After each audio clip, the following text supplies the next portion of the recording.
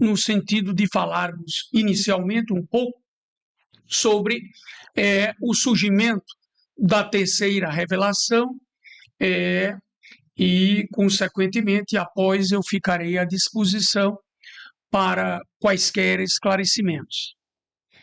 Então, o que nós iremos inicialmente falar é sobre Allan Kardec, educador e codificador da doutrina espírita. E aí, aqueles irmãos que nos acompanham e irmãs ficam na dúvida como realmente surgiu a doutrina espírita. Então, inicialmente, tivemos, em 31 de março de 1848, um vilarejo chamado Hydesville, no condado de Wayne, Estados Unidos da América, surgiram fenômenos mediúnicos que abalaram a opinião pública da época. Eram manifestações de forças inteligentes que estavam intervindo no plano físico, no plano material. Eram as pancadas ou ruídos, rappings ou noises. Esses fenômenos, tais fenômenos, eles ocorreram de maneira mais ostensiva, atraindo a atenção justamente.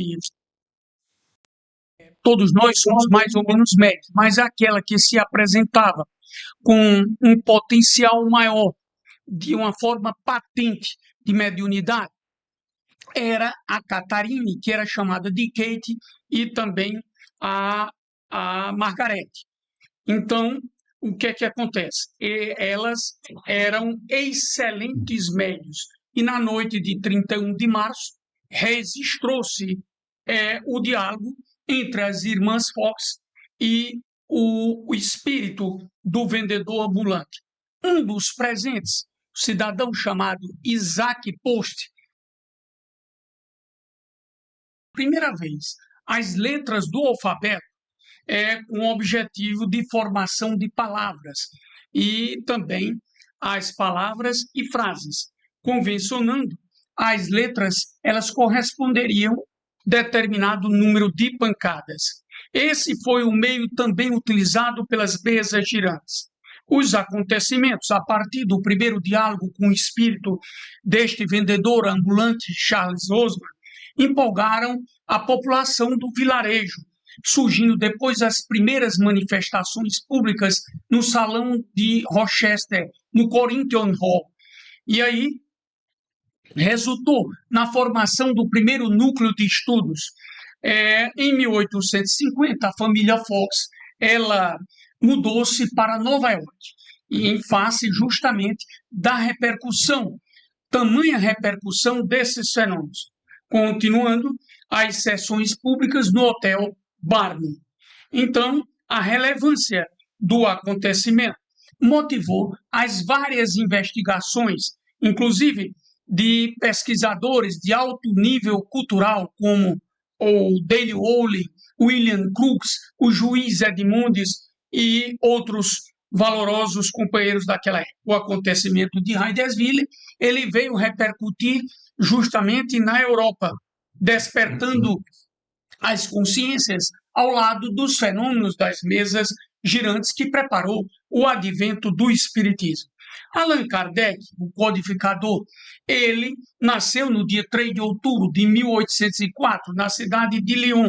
Tive dele adotar esse pseudônimo. Ele queria separar o seu trabalho da codificação do espiritismo da sua identidade como educador e professor.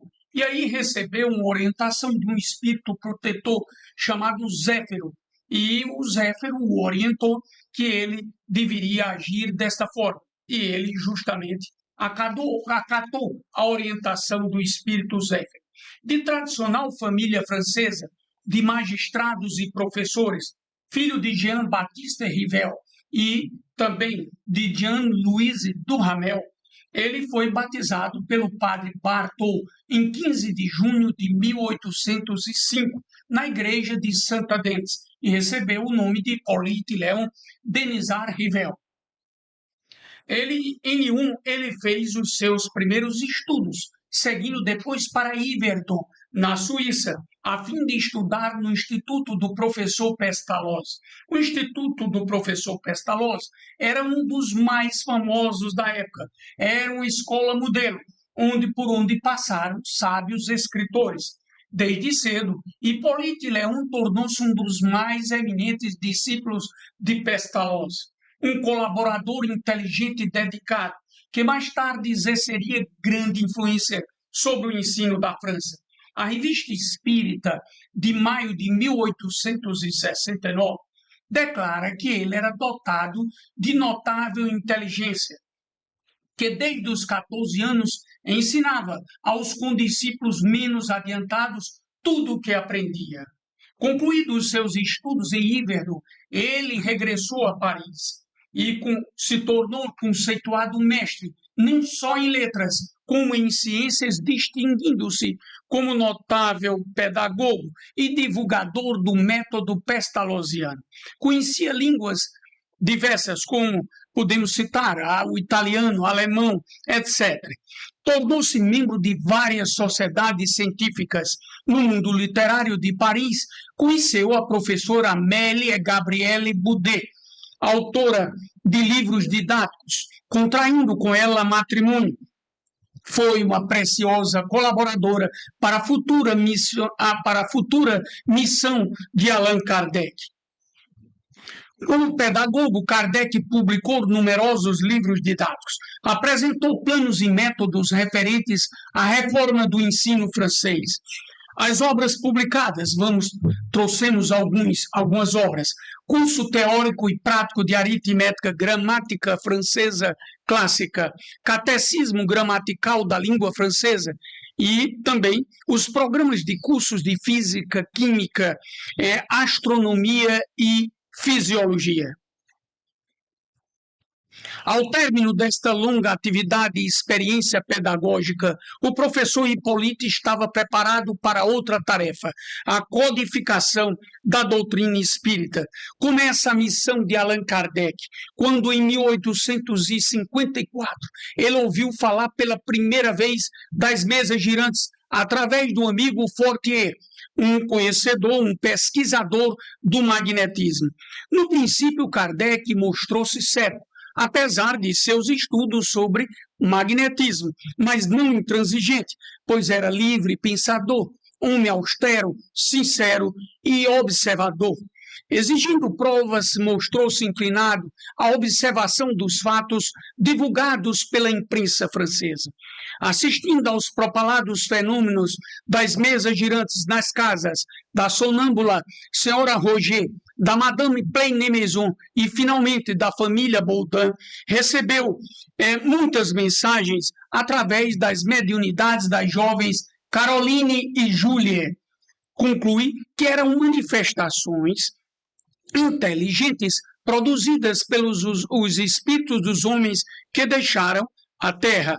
Recebeu depois dos senhores Carlotte, René Tailandais, Thiedman Mantese, Sardou, pai e filho, e Didier, editor, 50 cadernos de comunicações diversas.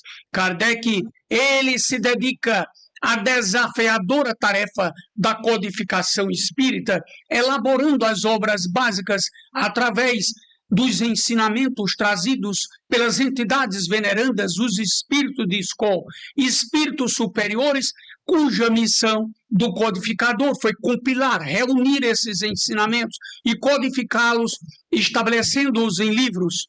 Então, a primeira foi o Livro dos Espíritos, publicada em 18 de abril de 1857, marco inicial da codificação do Espiritismo. Sustenta que sua crença apoiava-se em raciocínios e fatos.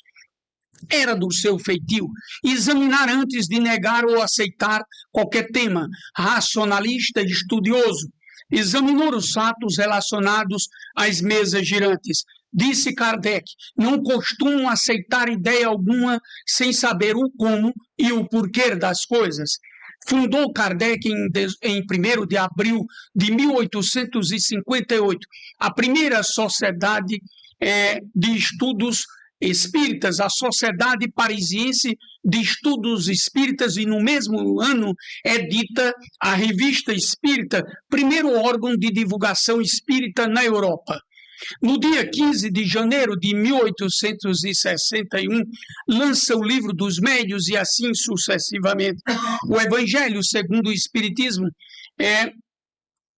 em 1864 e O Céu e o Inferno em 1865. A Gênese em 1868 e Obras Póstumas já foi justamente após o seu desencarne. Recebeu a primeira revelação de sua missão em 30 de abril de 1856, através da médium Jafé, e confirmada em 12 de junho do mesmo ano, em 1856, pela médium Aline, e em 12 de abril de 1860, pela médium Crozet. Kardec escreve que empregou nesta tarefa toda a solicitude e dedicação que era capaz. Na Revista Espírita de maio de 1869, lê-se Trabalhador Infatigável, sempre o primeiro e último apóstolos. Allan Kardec desencarna em 31 de março de 1869. Cumprida a missão do expoente máximo do Espiritismo, a terceira revelação, a grande voz do Consolador prometido ao mundo pela misericórdia de Jesus. Bom, beleza, uma verdadeira exposição que Jean Louis fez agora a respeito da vida e obra de Allan Kardec. Vai ficar nos anais aqui do nosso programa. E nós já gostaríamos de pedir a Ronald que fizesse a primeira pergunta dentro desse tema que ele explorou tão bem aqui para os nossos públicos. Eu acolho muito bem a exposição de Jean Louis a respeito, né, com tanto detalhe, tantas datas e tudo muito preciso, muito bom. Jean Louis, vou puxar para o Evangelho um pouco, o Espiritismo e o Evangelho. Nas suas falas, Jesus, diante dos discípulos, quando ele estava prestes a partir, que ele já pressentia, ele prometeu que ele disse que não vos aflijais, que eu rogarei ao Pai, e ele vos enviará outro consolador, que era chamava o Paráclito. Paráclito, em grego, ele quer dizer consolador, anjo consolador. Então, esse consolador falado por Jesus, o Espiritismo atual, qual a conotação, a ligação que tem o Espiritismo atual com esse consolador que Jesus prometeu? Você pode... Já está até no termo dito aí, o Consolador, ele diz um outro Consolador. Ou seja, ele não se referia que o Consolador prometido seria ele próprio. Ele diz um outro Consolador. E um outro Consolador, para ficar eternamente conosco, esse outro Consolador não pode ser um ser humano, uma criatura que vai desencarnar, não vai permanecer eternamente. Então nós entendemos como sendo um corpo de doutrina, porque a doutrina espírita, ela vem consolar, ela vem encorajar as criaturas, mostrar de onde viemos, para onde vamos, o que estamos fazendo aqui na Terra, e mostra para nós o porquê dos nossos sofrimentos. Então, as causas dos nossos sofrimentos ou está na vida atual ou em vidas pretéritas, em vidas transatas. Então ninguém sofre sem que mereça esse sofrimento. E é Deus que quer que soframos? Não. São os débitos contraídos por nós em vidas passadas. São as nossas transgressões, a lei divina, cuja lei está escrita e gravada nas nossas próprias consciências. É a questão 621 do Livro dos Espíritos, onde está escrita a lei de Deus. Pergunta feita pelo codificador, Allan Kardec. E os benfeitores amigos, os espíritos responderam, os espíritos superiores, na consciência, é o guardião da probidade interior, a sentinela vigilante, que nos acusa, sustenta, adverte, nos convoca a trilhar no caminho do bem, do amor e da caridade. Então, esta doutrina, ela tem os requisitos de ser este consolador. porque mostra para nós, através da bênção da reencarnação, mostra também para nós que esta bênção do perdão está justamente através da reencarnação, em que nós temos a oportunidade de resgatarmos os nossos débitos, de retificarmos os nossos erros cometidos em vidas passadas. Ô, Janduí, uma pergunta aqui que nos foi colocada por um dos nossos ouvintes. Ele pergunta o seguinte: por que o Espiritismo é considerado a terceira e a última revelação, e não uma nova religião? Embora, o Valdir, nós temos que esclarecer para o irmão que a doutrina espírita ela é constituída do tríplice aspecto. É um aspecto científico, é uma ciência de observação, porque foi assim, através da observação, que Allan Kardec constatou essas forças inteligentes. Ela tem o cunho filosófico e tem a parte religiosa, que são as máximas morais do Cristo que estão contidas no Evangelho segundo o Espiritismo, que é justamente a terceira obra, publicada em 1864. Então, o irmão, o questionamento dele foi no sentido... Não é uma nova religião. Veja bem, o Espiritismo, nós temos que entender, ele tem esse tríplice aspecto. Ele se apresenta, o Espiritismo, a primeira revelação da lei divina, está personificada em um indivíduo, Moisés. O que prevaleceu com relação à primeira revelação? Os 10 mandamentos, ele era um médium de efeitos físicos, e aquele fenômeno foi um fenômeno de cinematografia, escrita direta.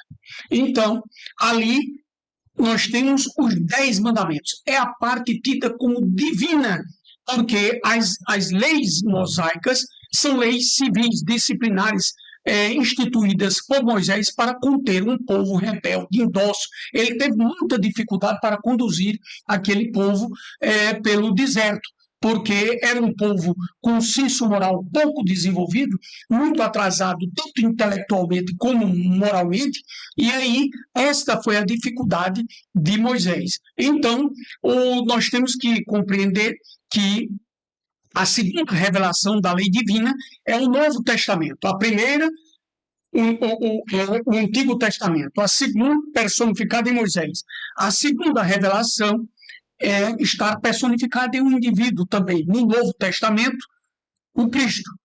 O que predomina na mensagem do Cristo? O amor. Ele se refere. E destes o que foi dito aos antigos, se referindo à mensagem do Antigo Testamento. Amareis vosso próximo e odiareis os vossos inimigos. Eu, porém, vos digo, amai os vossos inimigos, fazei o bem àqueles que vos odeiam, e orai por aqueles que vos perseguem e vos caluniam. Pois se amais apenas aqueles que vos amam, que recompensa tereis? Os publicanos também não fazem isso? Se apenas saudades aos vossos irmãos, o que fazeis mais que os outros? Os pagãos também não fazem isso? Sede, pois, aí ele diz, nos convoca a perfeição relativa que nós poderemos atingir. Sede, pois, perfeitos como vosso Pai Celestial é perfeito. Este ensinamento está lá em Mateus, no capítulo 5, versículos 44 e 46 a 48. Então, predomina a mensagem do amor. E a doutrina espírita, ela não está personificada em nenhum indivíduo. Nós temos o missionário Allan Kardec, que foi quem se encarregou de reunir os ensinamentos, compilar esses ensinamentos e estabelecer esses ensinamentos em livros. Por isso, codificação. Mas esta doutrina, a doutrina espírita, ela não está personificada em nenhum indivíduo, pois ela é o produto do ensinamento dado pelas vozes do céu, as entidades venerandas, os espíritos de escola que vieram trazer esta doutrina consoladora e bendita. Felizes aqueles que a conhecem e que tiram proveitos salutares dos ensinamentos trazidos pelas entidades venerandas, os espíritos de escola.